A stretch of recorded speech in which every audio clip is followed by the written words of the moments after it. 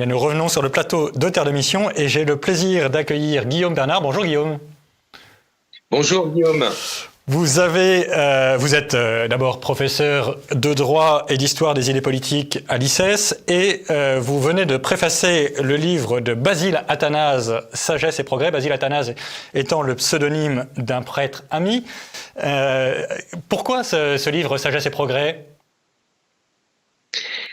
Je crois que la formation à la fois philosophique et théologique de l'auteur et ses activités de formation, d'instruction, d'éducation l'ont conduit à se dire qu'il fallait offrir des instruments pour permettre aux jeunes et puis aux couples qui élèvent des familles, des instruments leur permettant, je dirais, de travailler simplement, petit à petit, un certain nombre de notions philosophiques qui sont utiles pour se diriger avec prudence dans notre société actuelle. Donc il a fait le choix de proposer une analyse philosophique de la société actuelle en s'appuyant sur les connaissances plus anciennes, pas sous la forme d'un très gros ouvrage qui aurait pu être rebutant, mais sous la forme de plusieurs petits ouvrages qui vont paraître les uns après les autres au fil des mois. Et je crois que c'était une bonne idée de séquencer son travail, de séquencer ses explications de telle manière que les personnes puissent petit à petit apprendre un certain nombre de notions philosophiques sans que cela n'apparaisse comme étant quelque chose de trop difficile et un travail dans lequel la plupart des personnes qui ont une vie professionnelle à côté n'auraient pas le goût ou n'auraient pas l'occasion de le faire.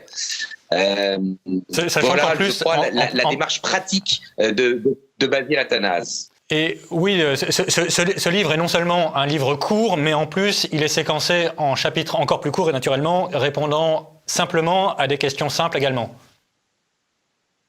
Oui, alors là, on voit évidemment, je dirais, la formation thomiste de l'auteur. On se rappelle tous, bien entendu, que la somme théologique est composée de questions qui sont réparties en différents développements plus longs.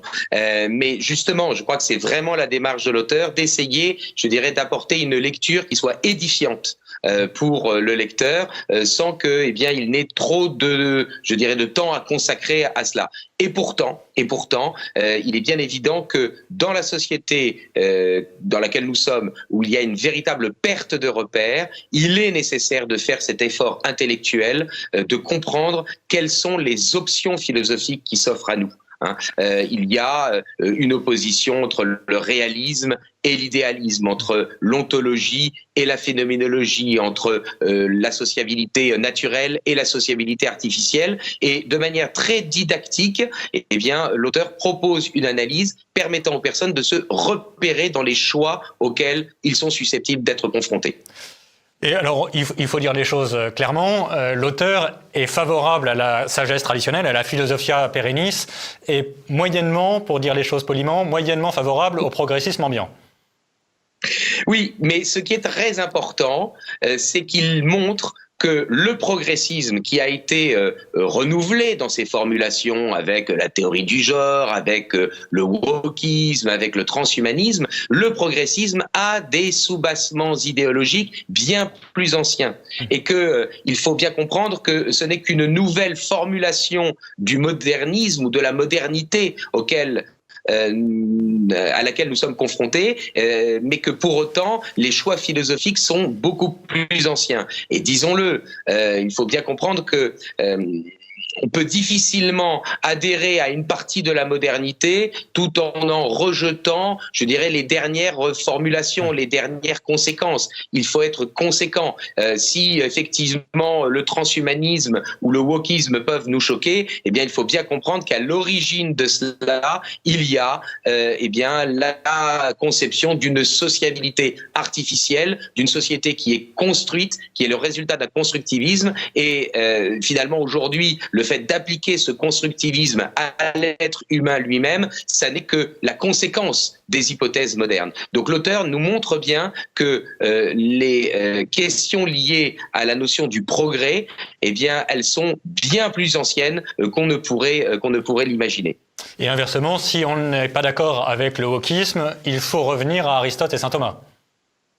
Exactement. Je crois que c'est le soubassement philosophique de l'ouvrage, mais l'auteur prend véritablement la peine d'expliquer les choses au fur et à mesure. Et c'est pour cela que, comme vous l'avez dit, le livre est séquencé en petits chapitres et que à ce livre suivront d'autres petits ouvrages qui permettront, si les lecteurs en font, je dirais, en font l'effort, qui leur permettront justement de s'édifier, de comprendre les choses. Parce que je crois que confronté à la société dans laquelle nous sommes, on peut être, c'est ce que j'ai essayé d'expliquer dans la préface, on peut être tenté par deux attitudes qui sont toutes les deux finalement extrêmement négatives. Soit évidemment pratiquer le mimétisme absolu, s'abandonner à la société d'aujourd'hui, soit à l'inverse rentrer dans un repli total, s'imaginant que l'on pourrait échapper aux mouvements globaux de la société. Est-ce qu'on peut, pour finir, parler un peu de la contradiction ou de l'opposition, ou enfin, de la révolution qui se dévore entre elles, qui dévore ses propres enfants, l'opposition entre postmodernité et modernité. Parce que le wokisme, d'un côté, c'est la conséquence de la modernité, mais de l'autre côté, c'est aussi radicalement repousser le rationalisme de la modernité initiale. Oui, bien sûr, sauf que il faut bien comprendre que derrière la modernité, il y a la volonté de toute puissance. Oui. Et donc cette volonté de toute puissance et de tout contrôler, que tout soit à la mesure de l'homme et que l'homme refuse finalement d'être inscrit dans un ordre des choses, c'est le moteur essentiel de la modernité. À certains moments, la modernité utilise la rationalité pour l'opposer ou pour prétendre s'opposer à la tradition, et à d'autres moments, évidemment, cette rationalité devient un obstacle aux lubies des uns et des autres. Et donc, par conséquent, effectivement, le phénomène révolutionnaire de la modernité, il peut s'exprimer par différentes idéologies, mais qui ont toutes en commun le principe que, l'homme va construire la société lui-même et va s'auto-construire. Autrement dit, c'est dans le rejet d'un ordre cosmologique des choses ou d'un ordre naturel que l'on retrouve le soubassement de toutes ces différentes versions du modernisme. Merci beaucoup, cher Guillaume. Donc, je rappelle que le livre est de Basile Athanase, Sagesse et progrès, avec une préface donc de Guillaume Bernard. Merci, cher Guillaume. J'espère que ce livre sera abondamment diffusé et lu, notamment par les éducateurs. Mais ainsi s'achève notre émission. Nous nous retrouvons la semaine prochaine et d'ici là, que Dieu nous garde.